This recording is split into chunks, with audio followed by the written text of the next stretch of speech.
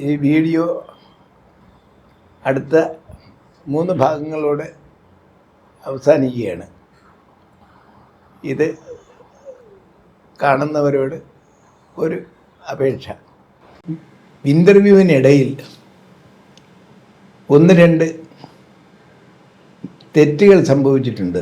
ഒന്ന്, ജസ്റ്റിസ് മാർക്കണ്ഡേയ കാട്ജുവിൻ്റെ വിധി 2013 എന്ന് പറഞ്ഞത് തെറ്റാണ്, 2011 മറ്റൊന്ന്, ശക്തൻ തമ്പുരാൻ്റെ ജീവചരിത്രം എഴുതിയത് ചന്തുമേനോനല്ല, പുത്തേഴത്ത് രാമൻ മേനോനാണ്. ഈ 2 തെറ്റുകളും സംഭവിച്ചതിൽ നിർവ്യാജം ഖേദിക്കുന്നു. സർ, ഈ പാഞ്ചാലി സ്വയംവരത്തിന് കർണൻ ആ വില്ല് കുലയ്ക്കാൻ ശ്രമിച്ചപ്പോൾ പാഞ്ചാലി സൂതപുത്രനെ എനിക്ക് വേണ്ട എന്ന് പറഞ്ഞ് ഒഴിവാക്കുന്നുണ്ട്.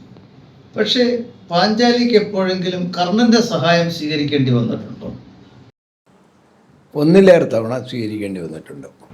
അതൊന്ന് വിവരിക്കാം. ഒരെണ്ണം അവരുടെ രാജസൂയ യാഗത്തിൽ ഇന്ദ്രപ്രസ്ഥത്തിലേക്ക് അനേകം രാജാക്കന്മാരെ ക്ഷണിക്കുന്നു. അക്കൂട്ടത്തിൽ ശിശുപാലനും വരുന്നുണ്ട്. ശിശുപാലൻ കൃഷ്ണൻ്റെ ശത്രുവല്ല, ഫസ്റ്റ് കസിനാണ്. അപ്പോൾ കൃഷ്ണൻ്റെ അമ്മയുടെ അനുജത്തിൻ്റെ മകനാണ്. അദ്ദേഹത്തിന് ജനിച്ചപ്പോൾ 3 കണ്ണുകളുണ്ടായിരുന്നു. ആ 3 കണ്ണുകളിൽ ഒരു കണ്ണ് ആരെടുക്കുമ്പോൾ ഇല്ലാതാകുന്നുവോ ആ വ്യക്തിയായിരിക്കും അദ്ദേഹത്തെ വധിക്കുക എന്ന് ഒരു അശരീരിയുണ്ട്. അപ്പോൾ കുഞ്ഞിനെ പലരും എടുത്തു, കുഞ്ഞിൻ്റെ 3 കണ്ണുകളും തുറന്നു തന്നെ ഇരുന്നു. കൃഷ്ണൻ മടിയിലെടുത്തപ്പോൾ ഈ കണ്ണ് അപ്രത്യക്ഷമായി. അപ്പോൾ ആ ശിശുപാലൻ്റെ അമ്മ ഒരു വരം ചോദിച്ചു, മകനെ, ഇവൻ്റെ 100 തെറ്റുകൾ നീ ക്ഷമിക്കണം, അങ്ങനെ ആകട്ടെ എന്ന് പറഞ്ഞു. അപ്പം ശിശുപാലൻ ശരിക്കും പറഞ്ഞു കഴിഞ്ഞാൽ രുക്മിണിയെ വിവാഹം കഴിക്കാൻ ആഗ്രഹിച്ചിരുന്ന ആളാണ്. അപ്പോൾ രുക്മിണിയെ വിവാഹം കഴിക്കുന്നതിന് രുക്മി എന്ന് പറയുന്ന സഹോദരന് വളരെ ഇഷ്ടവുമായിരുന്നു. കാരണം ചേതി രാജ്യത്തെ രാജാവാണ് ശിശുപാലൻ. അത് ഇരിക്കവേ കൃഷ്ണൻ തട്ടിക്കൊണ്ടു പോവുകയാണ് ചെയ്തത് രുക്മിണിയെ.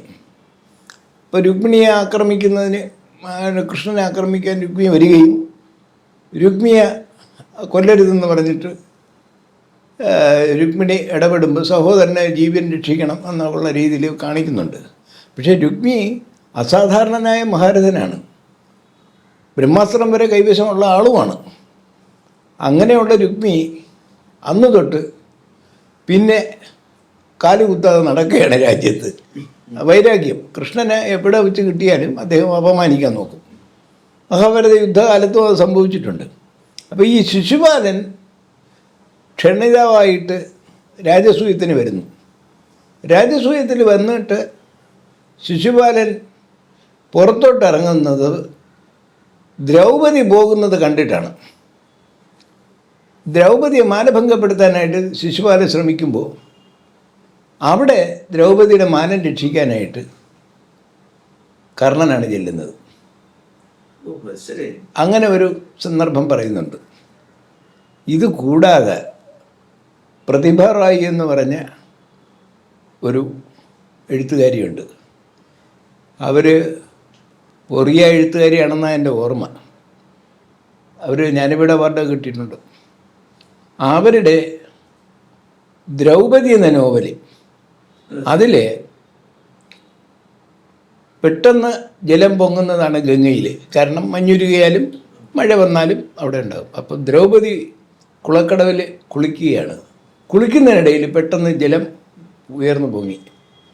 ദ്രൗപദി ഒഴുക്കിൽപ്പെട്ടു. ഈ ഒഴുക്കിൽപ്പെട്ട സമയത്ത് ദ്രൗപദി ധരിച്ചിരുന്ന വസ്ത്രം വരെ ഒഴുക്കിൽ പോവുകയാണ്. വളരെ അകലെ ഒരു കടവിൽ ആ സമയത്ത് കർണൻ കുളിക്കുന്നതായിട്ടാണ് പറയുന്നത്. 5 വണ്ട വരും അതിൻ്റെ വെളിയിൽ നിൽക്കുന്നുമുണ്ട്. അവർ അല്ല, അത് വേറൊരു കാര്യമുള്ളത് വെച്ചാൽ ഈ ഗംഗയുടെ ഒഴുക്കിനെ അസ്ത്രം കൊണ്ട് തടഞ്ഞ കുട്ടി ആരാണെന്ന് ചോദിച്ചു കഴിഞ്ഞാൽ അത് സാക്ഷാൽ ഗംഗയുടെ പുത്രനായ ഭീഷ്മനാണ്, ഗംഗാദത്തനാണ്. പക്ഷെ ഇവരിവിടെ സവ്യസാചി ഉൾപ്പെടെയുള്ളവർ നിൽക്കുകയാണ്, ആരും ഒന്നും ചെയ്യുന്നില്ല. അവരെല്ലാവരും അന്താളിച്ചപ്പോൾ ഈ അകലെ നിന്ന് കുളിച്ചുകൊണ്ടിരുന്ന കർണൻ ഇത് കണ്ടിട്ട് തൻ്റെ ഭുജബലം കൊണ്ട് ഒഴുക്കിനെ നിയന്ത്രിക്കുന്നു.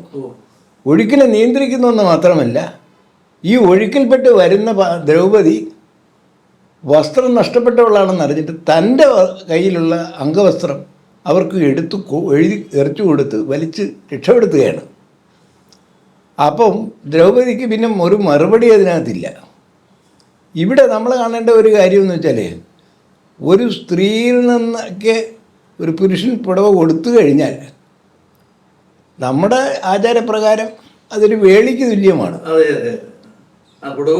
കൊടുക്കുക എന്നുള്ളത്. പക്ഷേ അത്ര പോലും ഇതില്ലാതെ അവരുടെ ജീവൻ രക്ഷിച്ചു കഴിഞ്ഞു.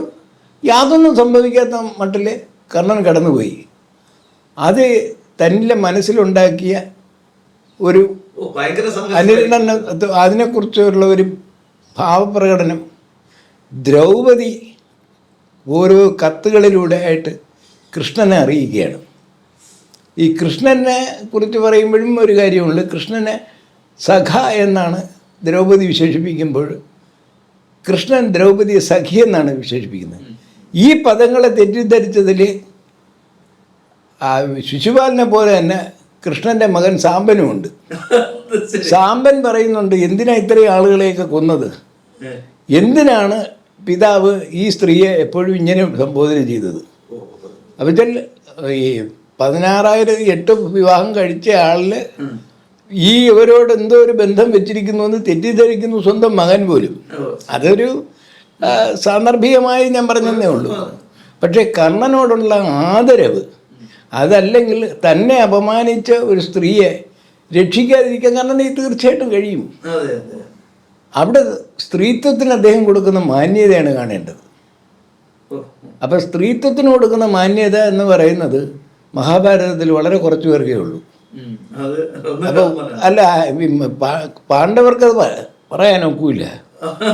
കാരണം എന്ന് പറഞ്ഞാൽ അവരിതിനകത്ത് 5 പേരുടെ ഭിക്ഷയാണ് എന്ന് കണക്കാക്കി ജീവിച്ചവരാണ്. അതിനും പിന്നെ നമ്മൾ ഒരുപാട് കാര്യങ്ങളിൽ പുതിയ പുതിയ കണ്ടെത്തലുകളുണ്ട്. അതവർ 5 പേർക്കും കൂടെ കുന്തി കാണാതെ ഭിക്ഷ മേടിക്കൂ എന്നൊക്കെ പറഞ്ഞു, അതവരനുസരിച്ചു എന്നൊക്കെ പറയുന്നു. ഈ അനുസരിച്ചവരെല്ലാവരും സത്യത്തിൽ അതിനകത്ത് ചെയ്തത് ഒരു സ്ത്രീയെ അപമാനിക്കലാണ്. അവർ 5 വിവാഹം കഴിക്കുന്നവരുടെ പണ്ട് പറഞ്ഞിട്ടുണ്ടെന്നോ ഒക്കെ പറഞ്ഞിട്ടുള്ള മുട്ടുശാന്തികളും കുറേ കഥകളും ഒക്കെ ഉണ്ടെങ്കിലും ഒരു സ്ത്രീ തൻ്റെ പുരുഷനായിട്ട് കരുതിയത് അർജുനനെ മാത്രമേ ഉള്ളൂ. അപ്പോൾ അർജുനനെ വിവാഹം കഴിച്ച സ്ത്രീക്ക് ബാക്കി 4 പേരെ കൂടെ ചുമക്കേണ്ടി വന്നു. ആ 4 പേരാണെന്നുണ്ടെങ്കിലും അത് ഇങ്ങനെ അവരാണെങ്കിൽ പണയം വയ്ക്കാൻ തയ്യാറായിട്ട് നടക്കുന്നു. ഇതൊന്നും കർണനിലേക്ക് വരുന്നില്ല. കർണനിലേക്ക് വരുന്നില്ല എന്ന് മാത്രമല്ല, ഇദ്ദേഹത്തിനും വരുന്നില്ല, ദുര്യോധനിലേക്കും വരുന്നില്ല. ഇപ്പോൾ തമിഴിലെ ദുര്യോധനൻ്റെ ഒരു ഉത്തമ കാര്യമായിട്ട് കാണിക്കുന്നത് ചതുരംഗം കളിച്ചുകൊണ്ടിരിക്കുന്ന ഭാനുമതിയും കർണനും കർണൻ ദുര്യോധനൻ വരുന്ന കണ്ടിട്ട് ചാടി എണീക്കുകയാണ് ഭാനുമതി. ആ സമയത്ത് ഭാനുമതിയുടെ ഉദ്യാനത്തിൽ പിടിച്ചാണ് കർണൻ ഇരിക്കൂ, കളി പൂർത്തിയായിട്ട് പോകാമെന്ന് പറയുന്നു. അപ്പോഴേക്കും അവരുടെ ഉദ്യാനത്തിലെ മുത്തുമണികൾ താഴെ വീണു.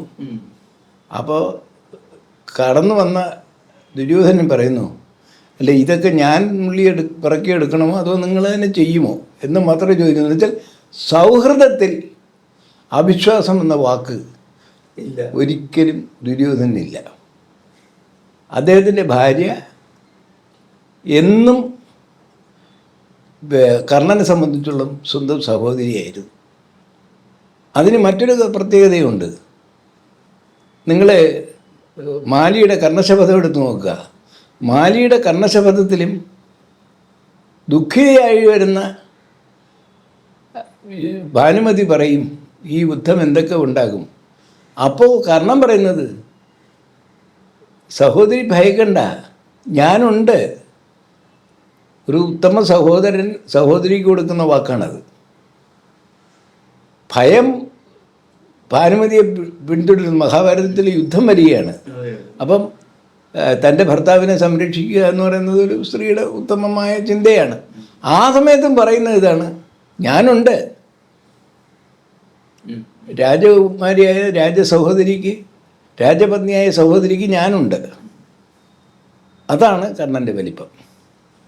ഈ കഥാപാത്രങ്ങളുടെ ഇത്തരം ഇതുകളൊന്നും നമുക്ക് അപ്പുറത്ത് കാണാനൊക്കില്ല. അവിടെയാണെങ്കിൽ ദ്രൗപദി അർജുനനെ സ്നേഹിക്കുന്നു, ഭീമൻ ദ്രൗപദിയെ സ്നേഹിക്കുന്നു. എന്നാൽ ഭീമൻ എപ്പോഴെങ്കിലും ഹിഡിമ്പിയെ സ്നേഹിച്ചിരുന്നു എന്ന് ചോദിച്ചു കഴിഞ്ഞാൽ നമുക്ക് ഉത്തരവില്ല. അതാണ് സത്യം.